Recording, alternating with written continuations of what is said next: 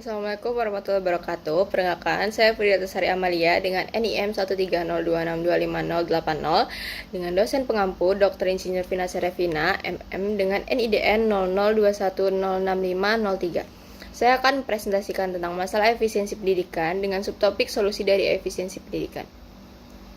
Yang pertama, dari ringkasan materi. Masalah efisiensi pendidikan dapat diklasifikasikan menjadi inefisiensi internal yang mencakup pemborosan sumber daya akibat tingginya angka putus sekolah, pengulangan kelas, dan pengolahan guru atau fasilitas yang buruk, serta inefisiensi eksternal yang ditandai oleh ketidakrelevanan lulusan dengan tuntutan pasar kerja dan tingginya angka pengangguran akibat kesenjangan keterampilan.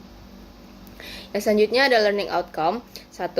Memahami efisiensi pendidikan terbagi menjadi inefisiensi internal dan eksternal. Yang kedua, menganalisis kebijakan efisiensi belanja negara yang berdampak pada pemotongan anggaran pendidikan. Yang ketiga, mengidentifikasi kekhawatiran utama berupa potensi kenaikan UKT, pengurangan KIP kuliah, dan keterbatasan program peningkatan kompetensi guru. Yang keempat, menjelaskan bahwa efisiensi diukur dari perbandingan biaya dengan hasil belajar dan dari kemampuan lulusan menghasilkan pendapatan. Selanjutnya, pada studi kasus dengan judul Badai Efisiensi di Sektor Pendidikan. Efisiensi itu adalah bagaimana caranya melakukan penghematan terhadap hal-hal yang dirasa boros. Latar belakang masalah video kabar Nusantara Badai Efisiensi di Sektor Pendidikan adalah kebijakan Instruksi Presiden Nomor 1 Tahun 2025 yang menargetkan efisiensi belanja negara hingga 306,7 triliun.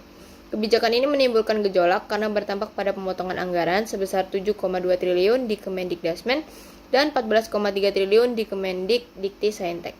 Pemotongan ini dikhawatirkan mengancam kualitas dan akses pendidikan, terlihat dari potensi kenaikan UKT, pengurangan kuota KIP kuliah, hingga terbatasnya program peningkatan kompetensi guru.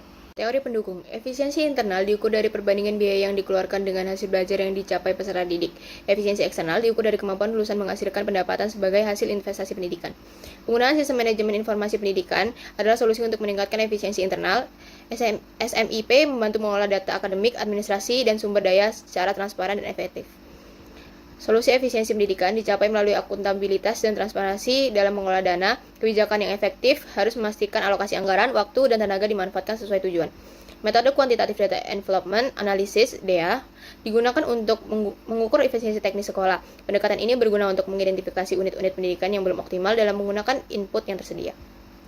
Peningkatan efisiensi pendidikan menuntut adanya perbaikan kualitas guru dan sarana prasarana. Inovasi metode pembelajaran juga penting agar proses pendidikan tidak terbuang percuma. Masalah efisiensi diselesaikan dengan peningkatan pendidikan yang terprogram dan efektif yang berorientasi pada kompetensi, relevansi, dicapai dengan penyesuaian kurikulum terhadap kebutuhan pasar kerja.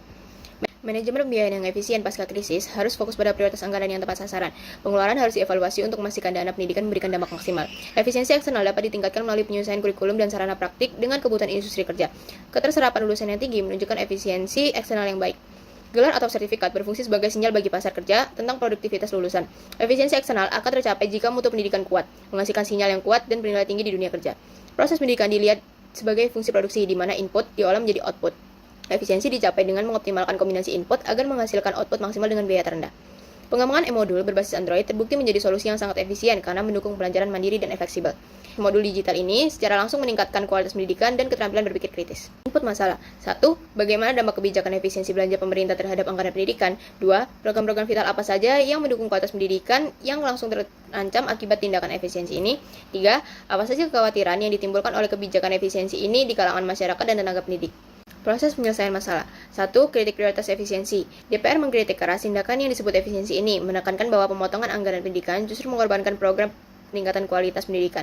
2. Mendesak klarifikasi dan pengawalan. Dilakukan desakan untuk klarifikasi apakah ini pemotongan permanen, serta upaya untuk mengamankan alokasi anggaran pendidikan agar program kunci seperti KIP kuliah dan pemenuhan hak guru tidak menjadi korban dari efisiensi tersebut. 3. Audit alokasi. Proses ini mencakup kritik terhadap pengalihan anggaran pendidikan ke program lain yang dianggap tidak relevan dengan peningkatan kualitas pendidikan dan mendesak efisiensi diarahkan pada pos-pos belanja yang benar-benar boros. Output masalah. 1. Efisiensi yang dilakukan pemerintah diidentifikasi sebagai pemotongan besar-besaran, bukan efisiensi operasional biasa. 2. Diperoleh sinyal peringatan bahwa target Indonesia Emas 2045 tidak akan tercapai jika alokasi anggaran pendidikan terus terancam oleh efisiensi yang tidak tepat sasaran. 3. Adanya pemotongan politik yang kuat untuk merevisi kebijakan efisiensi ini demi menjaga dan menjamin keberlanjutan program peningkatan kualitas pendidikan. Feedback. 1. Seharusnya efisiensi anggaran pendidikan harus fokus pada pemborosan non-inti, bukan pada program yang meningkatkan kualitas pendidikan. 2. Sebaiknya kebijakan efisiensi tidak boleh mengorbankan akses pendidikan bagi masyarakat kurang mampu. 3. Semestinya anggaran pendidikan harus dijaga konsistensinya agar alokasi dana secara penuh mendukung kualitas pendidikan dan tidak dialihkan ke program di luar sektor pendidikan. Kesimpulan. Solusi untuk meningkatkan efisiensi pendidikan berfokus pada 3 pilar utama, standar, sumber daya manusia, dan teknologi. Efisiensi ditingkatkan dengan meninjau dan menetapkan standar hasil belajar yang lebih jelas dan realistis, serta membangun sistem akuntabilitas yang kuat yang mencakup transportasi anggaran dan evaluasi kinerja berbasis data. Optimalisasi SDM melibatkan penguatan kepemimpinan sekolah dan investasi berkelanjutan dalam pengembangan profesionalisme guru. Kunci efisiensi operasional adalah pemanfaatan teknologi, termasuk digitalisasi, proses administrasi untuk menghemat biaya dan waktu, serta integrasi e-learning untuk mendistribusikan materi yang merata dan cepat. Pada akhirnya, data yang terkumpul memungkinkan pengambilan keputusan yang tepat sasaran untuk mengatasi masalah inefisiensi secara proaktif. Sekian dari saya. Wassalamualaikum warahmatullahi wabarakatuh.